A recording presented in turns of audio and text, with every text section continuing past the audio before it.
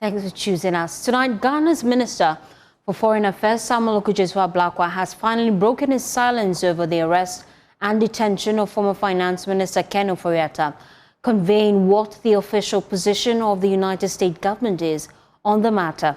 Ken Ofori-Atta was arrested by officers of the Immigration and Customs Enforcement following what we now learn is his continuous stay in the U.S. despite the revocation of his visa. We'll get the latest on this from the Foreign Affairs Minister shortly. But first, Ghana's ambassador to the United States, Victor Smith, had earlier told JoyNews that his embassy had extended some diplomatic assistance to Ken Ofori-Atta, which he declined. My involvement at this stage was when he had been picked up. I discussed it with the consular officers of my embassy, and we decided to make a request to make sure that he was being treated properly as the protocols, international protocols. And so we requested, and they agreed in principle to allow us to come and visit. But just before we set out, the ICE people came again and said the detainee had refused to meet with us without his lawyers. That was the initial response from the detention center. And they were going to go back to him and probably request that his lawyers appear so we can come and verify for ourselves that he's being treated fairly and not being denied, for instance, his medication and all that. But we waited for a while. After about a few hours, they came back to us to say the detainee, being the ex-minister, had refused now to see us under any circumstance. Samuel Ablakwa has in a statement today made reference to this case, and that is coming up on your screen shortly. He put a post on his social media handles, just giving us updates on some of the key relationship details we have with the U.S. It says here, based on the post he put on X and Facebook, yesterday we conducted a comprehensive assessment of our Ghana-U.S. bilateral relations and agreed on priority areas for cooperation in 2026. The meeting, which I hosted at the Ministry of Foreign Affairs, also revealed and reviewed, the significant progress we made in 2025. Acting U.S. Ambassador Rolf Olson led the U.S. team. We welcomed our successful negotiation, which exempted Ghana from President Trump's visa sanctions. Ghana will continue to be exempted from visa sanctions and $15,000 visa bonds imposed on other countries. The meeting acknowledged the removal of President Trump's 15% tariff on a wide range of unprocessed and semi-processed agricultural products from Ghana and expressed satisfaction with its implementation thus far. The U.S. conveyed another great news, specifically relating to the African Growth and Opportunity Act, AGOA. The House of Representatives voted massively on Monday, a vote of 340 to 54 to extend AGOA by 3 years. AGOA provides duty-free access to U.S. market for eligible sub-Saharan countries and products. We expect a final endorsement by the Senate shortly. This positive development will boost local garment production and create more jobs. On World Cup preparations, we are assured that special measures have been put in place to expedite visa application. This is also expected to address the current delays in securing visa appointments, which we all agree must be fixed. The U.S. Embassy will address a press conference on these new World Cup visa application initiatives soon. He goes on to state that Ghana and the United States applauded our improved security and law enforcement cooperation, leading to the extradition of 9 suspects from Ghana to the U.S. in 2025, and the ongoing commendable efforts to also send over 2 Ghanaians of high interest from the U.S. to Ghana. The United States government has assured that without prejudice and judicial processes, it will not stand in the way of Ghana as regards to the removal of Ken Ofori-Atta and Sedinam Tamakloe. Our engagement confirmed recent payments to U.S. companies and the enhanced business climate, which is ideal for stronger Ghana-U.S. trade. A new major health corporation will soon be launched. In 2026, Ghana will negotiate a bespoke trade agreement with the United States in our mutual benefit. We're impressed with the incredible positive velocity of our Ghana-U.S. bilateral relations. Former Defense Minister Dominic Nitiwol is taking on the U.S. government over what he describes as unfair treatment of former Finance Minister Ken Ofori-Atta in the last 8 days. He spoke on PM Express with Evan Spencer. I feel sad that the U.S. can treat a Ghanaian former diplomat like that. That's all I can say. I feel very sad because I have sat with Ofori-Atta in some of the top meetings and top officials of the United States that we can find.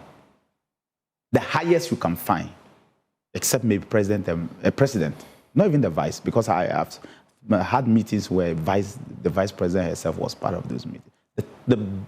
The top people you could find, and they know him. I'm just sad. But we're in a world where sometimes might is right. That's the sort of world that we live in now. But for me, I feel sad. I'll leave it at that. I feel very, very sad. It's not about him. It can happen to any Ghanaian diplomat or former diplomat. And I'll feel the same way.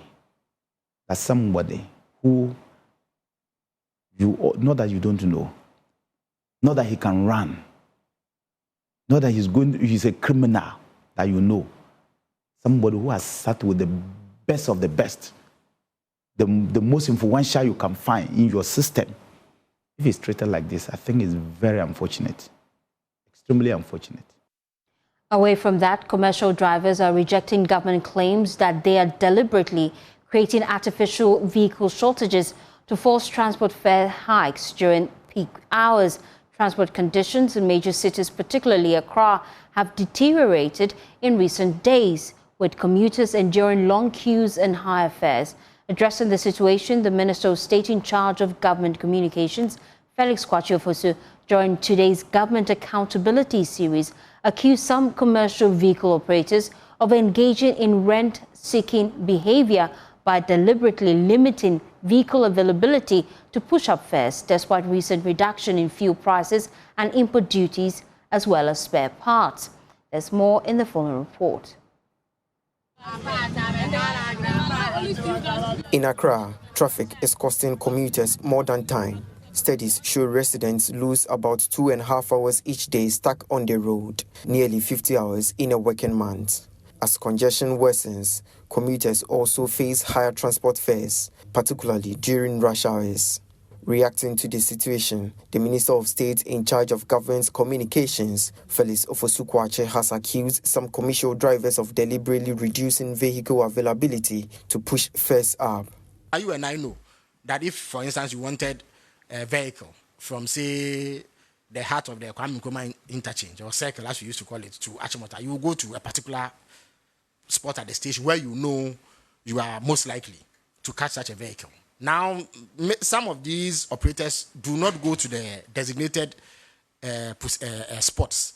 They roam in the hope that the shortage that is created will compel passengers or commuters to part with more money than they should ordinarily pay. They are creating scarcity to drive up prices so that they can engage in rent-seeking behavior. It is unlawful activity. Commercial drivers responding to the minister have rejected the allegation. Yeah, totally wrong, outrageously wrong. He has got everything wrong. No, the station here we don't do that, but here we regulate whatever is there, and no driver here charges more than what we are supposed to charge. What the minister is saying is not true. He is totally wrong.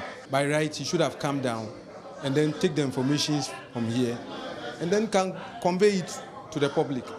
We have our drivers, they are all under control. They charge the appropriate fares being given to them. And then those who charges more than necessary are those wole They go and come, they go. We don't even know them. We, the station drivers, don't do that. If the minister has noticed the problem, he should focus more on those involved. Meanwhile, government says it has asked Metro Mass Transit to deploy buses to ease pressure on busy routes, while the Minister for Transport has summoned the GPRTU and other transport unions for discussions. After the festivities, I think that the vehicles were withdrawn. And we note that the rent-seeking behavior still persists. So the minister informs that he has asked the STC to put back the vehicles on the road. In addition to that, there are quite a number of Metro Mass buses that had broken down. So he has ordered their expedited servicing to ensure that in a matter of days, they are back on the road. But they will operate outside of their normal routes and schedules in order to take care of the present congestion that is going on. The minister also informs me that I think tomorrow or so, he has requested for a meeting with the GPRTU and other transport operators to address the issue of rent seeking, to call those engaged in that activity to order. Reporting for JoyNews, Collins Frimpong. Away from that, residents of Kumasi are counting on the government to pay attention to some 4 major stalled road projects in the city to ease congestion and open the city for business. Kumasi has seen a number of dual carriage roads truncating into single lanes, causing many traffic congestion in the city. They also hope the Sewa Road will be completed immediately to properly link Kumasi to the new regional hospital.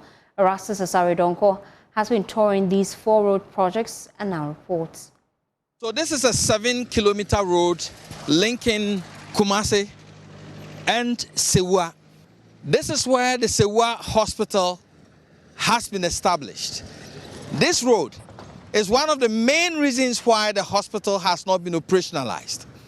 It will serve quite a number of people as a regional hospital for Ashanti region. And it's on the top and hearts of many. We are really suffering on this road. We need coal tar. We are always servicing our cars. We have to visit the mechanic after every trip. Dual carriage roads terminating into small single lanes have been the cause of many of Kumasi's traffic congestion. Moves by the previous administration to dualize and construct some major roads could not be completed. One of them is the Bekwai roundabout Santasi stretch, which has stalled for months.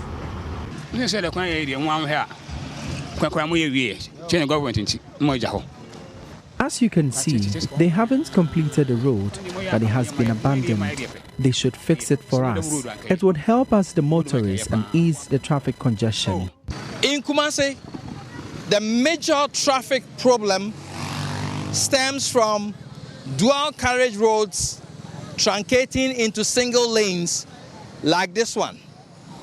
The Santasi roundabout dual carriage road truncates into a single lane here at Kokobing, and it moves all the way on the Obuasi road towards Anyankwanta and beyond. Now the previous government tried to fix the problem. In some parts of this stretch, the road has been cleared, certain works have been done, but it has been abandoned. If this government prioritized this part of the road, it will create a dual carriage road from Santasi roundabout all the way to Anyankwanta, and it will link the Obuasi road and clear this traffic you see here. The shoulders of both lanes of the road are degrading. It's scary when you are approaching an oncoming vehicle. We plead with the government to resume works on the road. This is a major solution to huge traffic congestion on the N6, which is the Asokwa interchange, to the Ahojo roundabout. Perhaps this is a response from government to all the road expectations of Ashanti region to say that we are dualizing this road and linking it to the rest of Kumasi, and the rest will follow. Reporting for Joy News, Erastus Asaredonko, Kumasi. The Vehicle Enforcement Association of Ghana has taken DVLA to court to stop what it calls the sidelining of license embossers in the new license plate system, warning over 3,000 members could lose their jobs. The association seeks to restrain DVLA from awarding both manufacturing and embossment to a single firm, Dasibre. The case was adjourned after DVLA said it had not been served. The following report has more. No, there are 3 companies in the... Despite the concerns raised by the embossers, the Chief Executive Officer of the DVLA, Julius Nikwe-Kote, dismissed claims that embossment contracts have been cancelled, describing the allegations as false and misleading. First, they said they are not ready and that they want us to give them 1 year to go look for the digitalized machines. So I said, they should see the one who has the contract, because I don't have a contract. I cannot amend that contract now. It takes a lot of process. I cannot cancel it. So go and see the one who has the contract. My brother, they went and they've not gotten back to DVLA. All I heard was a press conference against me that I've unilaterally given a contract out. I've taken money, you know, those allegations. And they wrote a petition to the board, to the minister. The minister didn't see the head and tail of it, and they went to court. That is the issue. He maintains that he has neither cancelled nor issued any new embossment contract since assuming office. So let me state on record that I have not cancelled any contract. Neither was any contract cancelled before I came with regards to number plates. And I, Julius Nikwe-Kote, have not also issued any contract out. Meanwhile, some vehicle owners in Accra expressed mixed reactions following an announcement by the DVLA requiring vehicles registered before 2023 to update their records on the authority's digital system at a fee of 25 cedis. While some described the initiative as commendable, others believe the implementation must be carefully managed to prevent congestion and chaos at the various registration centers. Me, dear, I don't think I will get that time coming there. Unless maybe they will provide an app that I will do it myself, because I don't have the time coming to their place to do it. So if they will find another means doing it for us, they are fine. But they said it's a crime for you not to come for the registration.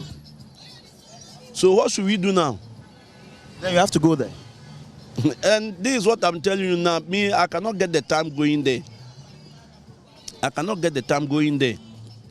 And you know, in this our system, I cannot go there and then go and queue before I will do my registration or the re-registration, because I have work to do. With the re-registration, I think is the best thing to do, because we are in the digital world now.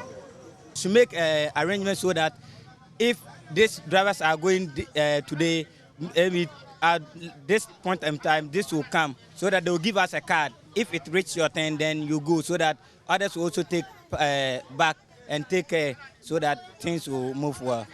For Joy News, Fatao Bayaga, Accra.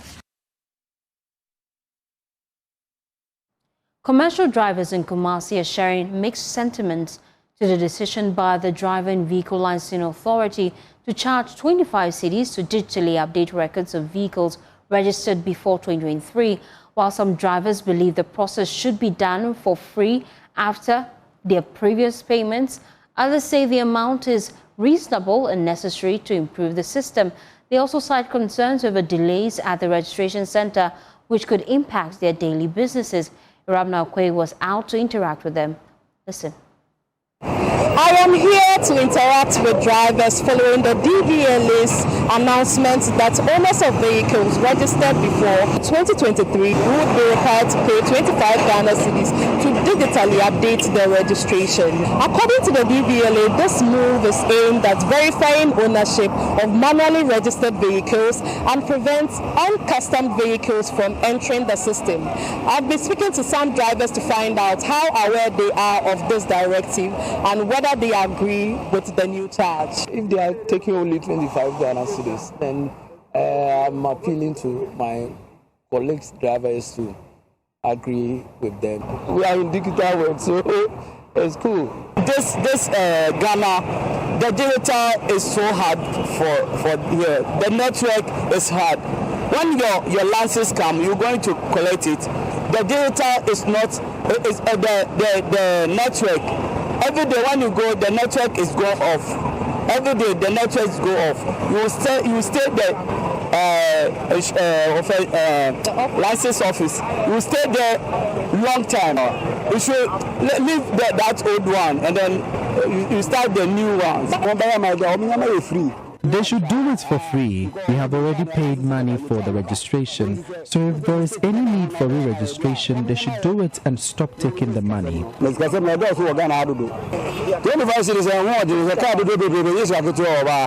25 cedis is not small money. Look at the number of cars that everyone has to pay 25 cedis. The registration would also delay our work for some days. We plead with the government to maintain the old registration.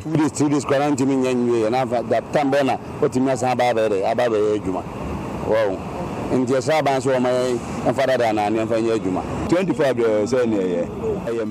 cedis is fair. It is a regulation we have to comply with. They know why this is necessary. I suggest they come to our various stations and register us. We usually sit in groups and it will be simple. If we decide to all come there, the place will be crowded. Many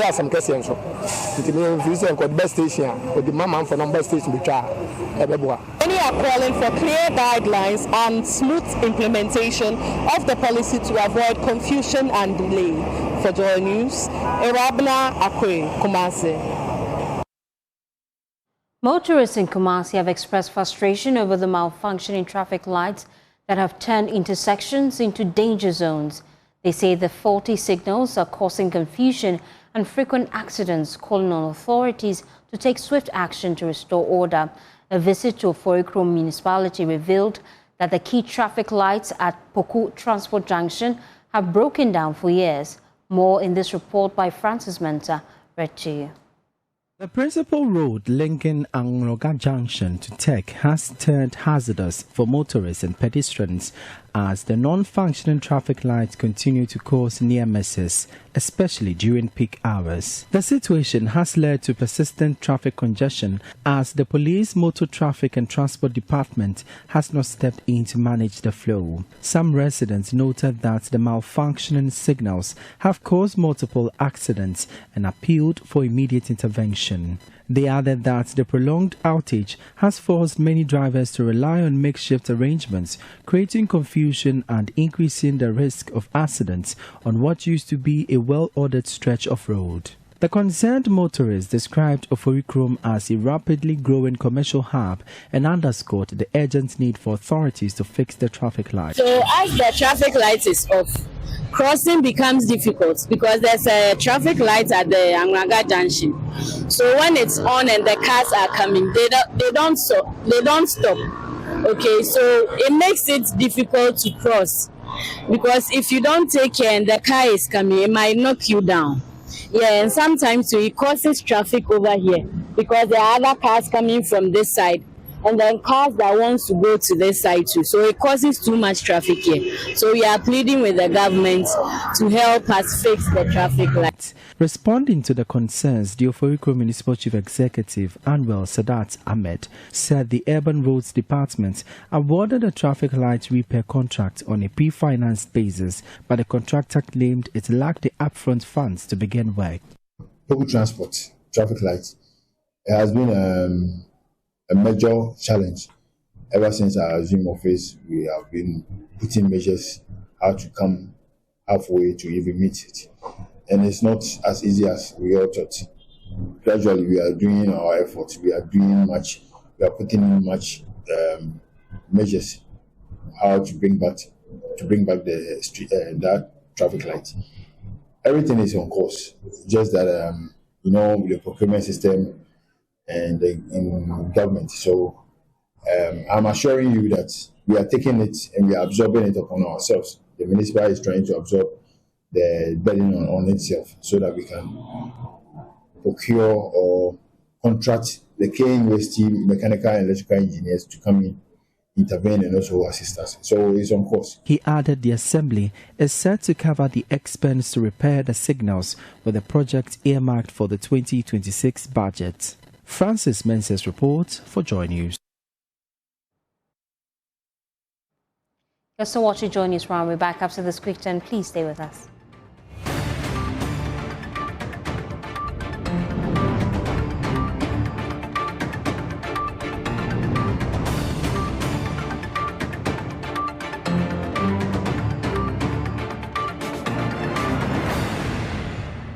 Thanks for staying with us here on JoyNews Prime. Well, tonight it has emerged that the Ministry of Youth Development and Empowerment is cash-strapped.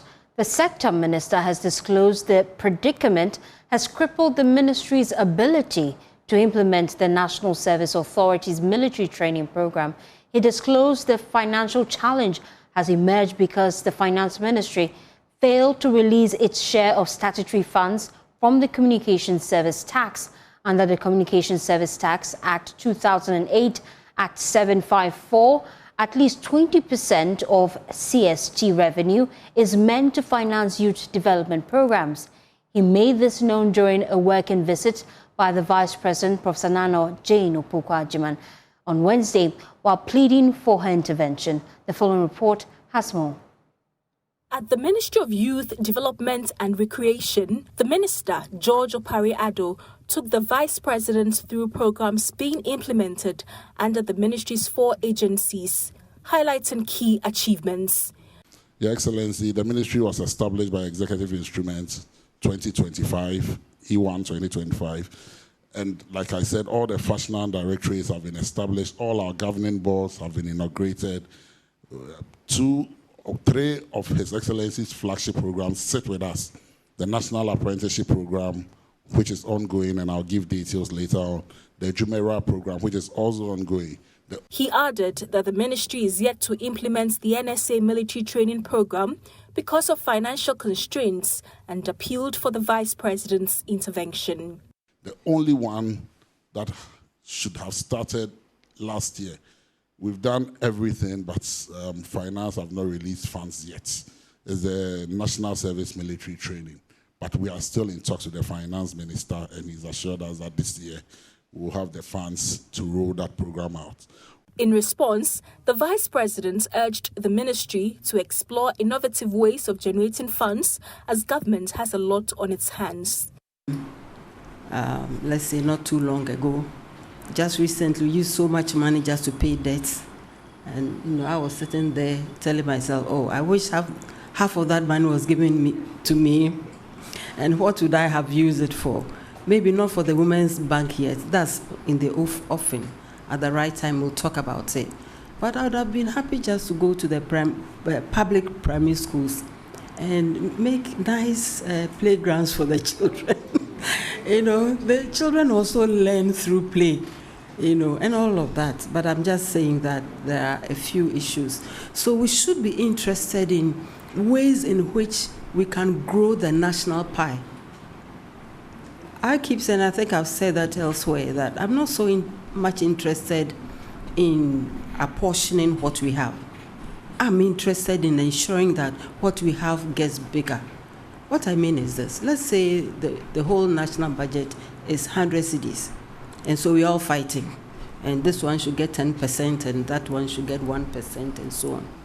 Assuming the total is 200 and not 100, then even if you got a small percentage, it's still bigger. Okay, so growing the economy should be of paramount importance. The Vice President is expected to extend her working visits to ministries headed by officials who previously served as ministers or deputy ministers. For Joy News, Gemma Apia. My colleague Gemma Apia joins us live with more on this. Gemma, the Vice President moved to another ministry. Tell us more about that. Gemma, you have to unmute for me to hear you clearly. First Ministry, where she met the minister, the Greater Accra Minister was there as well, and the Deputy Minister for Local Government. We were all at the ministry when the Vice President went there. and the minister walked the vice president through some of the achievements of the ministry. And he also mentioned that the ministry has approved the design for a 24-hour market at the various MMDAs in the country, and that design has been approved, and very soon construction will begin in all the MMDAs in the country. He also mentioned that there will be a banking hall in the 24-hour market where the Women's Bank will take place. So a banking hall for the Women's Bank, and the vice president was pleased to hear that. He also mentioned the assessment tool for the various MMDCEs. He says that 181 of the MMDCEs passed that assessment tool, and so some monies will be disbursed to them. The vice president acknowledged the achievements of the ministry and commended them for using the funds allocated to them efficiently. She says her office will be working closely with them so that they can achieve more as part of the research agenda of the president. Thank you so much, Gemma. Gemma Pierre was on the ground for us. Away from that, the much-touted Women's Development Bank is expected to take off as government has revealed the bank will be launched by the end of this year under the office of the Vice President. Speaking at the Government Accountability Series today, Minister in charge of Government Communications, Felix Kwasi-Ofosu, revealed a robust 401 million Ghana cedis allocation into the 2026 budget has been set to fuel its operationalization in a move to support women who form the nation's backbone, turning capital into family prosperity and easing deep economic pressure. In the 2026 budget, 401 million Ghana cedis has also been allocated. I can assure you that under the auspices of the Vice President, work on the Women's Development Bank has gone really far. And in all likelihood, this year, it will be rolled out. Given that the majority of our population is made up of women, and women have proven themselves to be very entrepreneurial and enterprising and are able to turn around capital for the betterment of the families. It is something that will go a long way to help address the economic concerns of Ghanaian women. So we look forward to doing this as expeditiously as possible. Away from that, the Ministry of Education has announced plans to produce 12 million sanitary pads annually through the Ghana Prison Service to support schoolgirls nationwide. The initiative, sealed with a memorandum of understanding between the Ministries of Education, Interior and the Ghana Prison Service, aims to improve access to sanitary products in public schools while creating skills and employment opportunities for inmates. The following report has more. Speaking at an MOU event to seal the agreement, Education Minister Haruna Iddrisu says the program will address menstrual hygiene challenges, boost local production, and reduce reliance on imports. Today, we are looking at the production of sanitary pads. It is possible for one, subject to Ghana's procurement laws, it's possible for one of the manufacturers or producers to situate the productive entity within the prisons and to use the labor and skills of prisoners to get this out. We are doing 12 million. Total quantity of sanitary pads supplied for 2025 will be in the region of 12 million and more. And probably scaling up to about 15 and 20 million. We definitely will find some budget line to support the Ghana prisons to undertake the production of these sanitary pads. So into 2026, we will be mindful and guided by this memorandum of understanding when we are undertaking the procurement. The Interior Minister says the initiative will enable inmates to earn income, acquire employable skills, and support their reintegration into society after serving their sentences. Idling in the prison creates a lot of problems for inmates, so people no longer idle. And to be able to qualify to get to work, you have to be disciplined. So people who comport themselves so they can get an opportunity to work. Two, they get skills. So they are in there incarcerated, yet through this training and this opportunity, they get skills, and by the time they are out of incarceration, they have some skills in their hand. 3, they make income because state feeds you. So whatever allowances or payment or wages that are given them is saved for them, so that when they leave, it becomes a set-up capital for them. And lastly, we intend to the community service bill, which is being laid before Parliament very soon, to make sure that if you comport yourself and work in the industry within the prison for 9 months, your prison, for 1 year, your prison sentence is reduced by 3 months. So that instead of 1 year, you do 9 months. So all this combined is going to change the face of incarceration in our country. And we hope that other ministries will emulate the example of the Minister of Education and come partner us so that we will have the opportunity to change the system of incarceration in our country. Director General of Prisons, Patience Bafo-Boni, describes the program as a game changer, noting it will transform prisons into centers of productivity.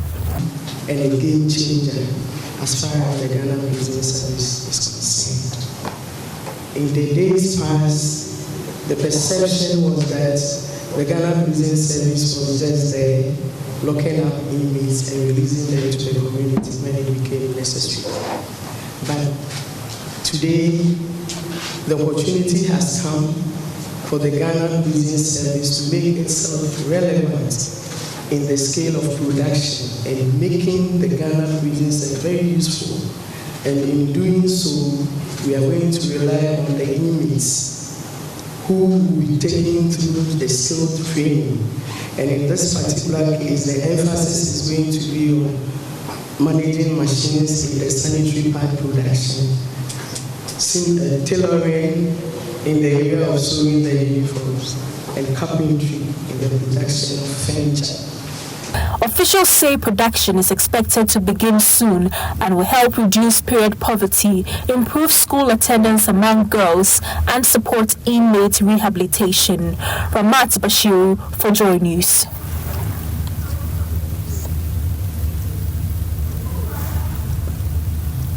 The IGP Special Operations Team, popularly known as Fiat Black Maria, has been making waves in Tamale, arresting suspects and seizing illicit goods. Led by DSP Bawa Abdul Jalil, the team's recent operations at Belpala resulted in the arrest of 2 suspects and confiscation of contraband goods, including tramadol and Indian hemp.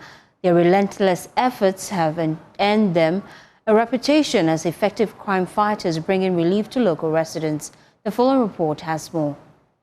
In the northern region, whispers of Black Maria send shivers down the spines of wrongdoers. The IGP Special Operations Team, now synonymous with the iconic vehicle, has been making waves since their arrival in November last year. The mere mention of Black Maria conjures images of a formidable force striking fear in the hearts of those who dare to defy the law. The origin of Black Maria dates back in the 18th century, where Maria Lee, a commanding woman, assisted police in subduing unruly suspects in Boston. Today, the term represents the power of justice and accountability, reminding citizens that no one is above the law. In Ghana, the Black Maria has become a symbol of hope, instrumental in combating crime and restoring order. The team is led by DSP Abdul Jalil, affectionately called the new sheriff in town, a nod to his unyielding approach to law enforcement. As DSP Jalil prepares his team for another operation, he is worried that the youth in the region who should be in school are doing drugs. We have all witnessed a series of young men we have met on our duty tour. Young ladies who have been destroyed. People who are supposed to be in the classroom. People who are supposed to be, people who are working. They are on the street, walking around. They don't even know their fate just because they are involved in the abuse of what? Drugs, which is causing them and then taking them away from our society. And as far as we continue to be here, we all need a great responsibility to continue to put our best, execute our duties professionally, engage in all activities that is assigned to us. But nonetheless, we send another signal again. No area or any group of criminals can take us for granted. He urges his team to work hard to ensure the city is clean of crime. We have been able to arrest prominent people, and we have been able to name and shame some of them. We will still continue to do so in as far as our duty tour is concerned. Myself and you all need a great responsibility to do so, and the people of this area have so much confidence in us and the government that we should be able to keep this jurisdiction very safe for the people to continue with their activities devoid of any violent attacks or robberies.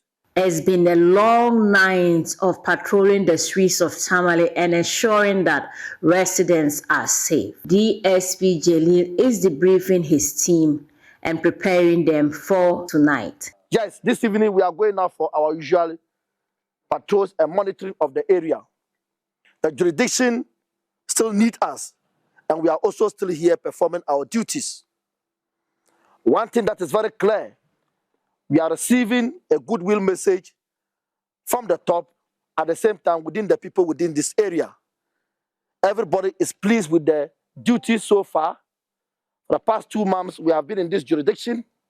There's a lot we have put down. We can talk about.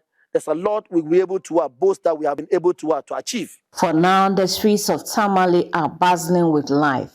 Residents are going about with their duties without fear. Traders and businesses are striving. The people say they feel safer with the increased presence of police. For JoyNews, Martina Bugri reporting from Tamale.